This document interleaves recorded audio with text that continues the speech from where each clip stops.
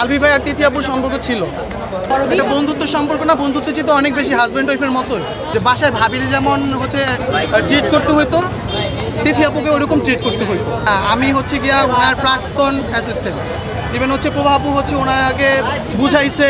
তিথির সাথে যে ব্যাপারটা, এটা আমি বলবো পুরোপুরি সত্য। এটা আমি দেখছি যে ভাবিই জানতো ব্যাপারটা, কিন্তু ভাবির ভিতরে আমি এমন একটা জিনিস দেখছি, উনি হচ্ছে সব কিছু ম্যানেজ করতে চাইছে, সব কিছু ঠিক করতে চাইছে। আলভি ভাই আর তিথি আপুর সম্পর্ক ছিল,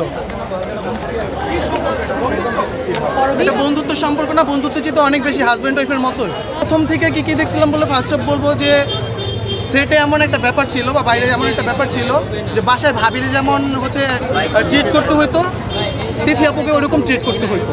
আর এই যে ব্যাপারটা, এটা আমি আবারও বলবো, এই ব্যাপারটা ইকরা ভাবি জানতো, ইভেন ওনার বাসার আন্টি প্লাস নেহাল ভাইয়া ওনারাও জানতো। তখন উনি ডিপ্রেশনে ছিল এটা নিয়ে। প্রভা আপু হচ্ছে ওনার ভিডিওতে যা বললো যে ওনার সাথে শেয়ার করছে, ইভেন হচ্ছে প্রভা আপু হচ্ছে ওনাকে বুঝাইছে, ঠিক আছে।